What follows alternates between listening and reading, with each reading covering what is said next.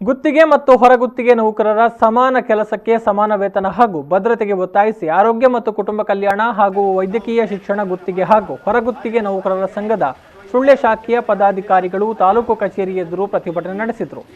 ಪ್ರತಿಭಟನಾಕಾರರಿಗೆ ಬೆಂಬಲ ನೀಡಿ ಮಾತನಾಡಿದ ಕೆಪಿಸಿಸಿ ಮಾಜಿ ಕಾರ್ಯದರ್ಶಿ ಎಂ ವೆಂಕಪ್ಪಗೌಡರು, ಕೊರೋನಾದ ಈ ಕಾಲಘಟ್ಟದಲ್ಲಿ ಆರೋಗ್ಯ ಇಲಾಖೆಯ ಸೇವೆಯನ್ನು ನಾವು ಕಂಡಿದ್ದೇವೆ.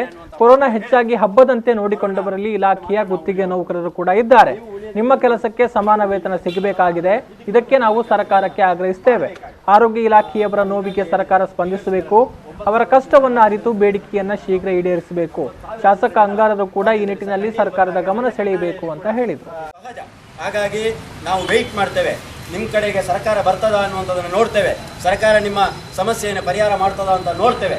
ಒಂದು ವೇಳೆ ಮಾಡದೆ ಹೋದರೆ ಬಹುಶಃ ನಾವು ಕೂಡ ನಿಮ್ಮ ಪರವಾಗಿ ತೀರ್ಮಾನ ತೆಗೆದುಕೊಂಡು ನಮ್ಮ ಪಕ್ಷದ ವತಿಯಿಂದಲೂ ತೀರ್ಮಾನ, ಈಗ ಕಡೆಯದಾಗಿ ಹೇಳ್ತಾ ಇದ್ದೀನಿ ನಿಮಗೆ, ನಮ್ಮ ಪಕ್ಷದ ವತಿಯಿಂದ ತೀರ್ಮಾನವನ್ನು ತೆಗೆದುಕೊಳ್ಳುವಂಥದ್ದಕ್ಕೂ ನಾವು ಪ್ರಾರಂಭವನ್ನು ಮಾಡ್ತೇವೆ ಅಥವಾ ತಯಾರು ಮಾಡ್ತೇವೆ.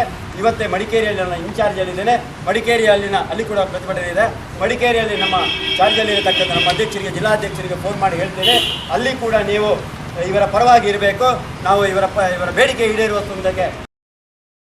ಸಂಘದ ಸಂಚಾಲಕ ಲೋಕೇಶ್ ತಂಟೆಪಾಡಿ, ಆಶಾ ಮೇಲ್ವಿಚಾರಕಿ ಧನ್ಯಶ್ರೀ, ಬೀದರ್ಜೆ ನೌಕರ ಭವಾನಿ, ಸಂಘದ ಕಾರ್ಯದರ್ಶಿ ರಾಜಶೇಖರ ಕಣಕ್ಕೂರು, ಆಶಿಕ್ ಚೆಮ್ಮೂರು, ಡಾಕ್ಟರ್ ಭವ್ಯ, ಡಾಕ್ಟರ್ ಅನುಶ್ರೀ, ಡಾಕ್ಟರ್ ಪೂಜಾ, ಡಾಕ್ಟರ್ ನಯನ ಮತ್ತಿತರರು ಪ್ರತಿಭಟನೆಯಲ್ಲಿ ಪಾಲ್ಗೊಂಡಿದ್ದರು.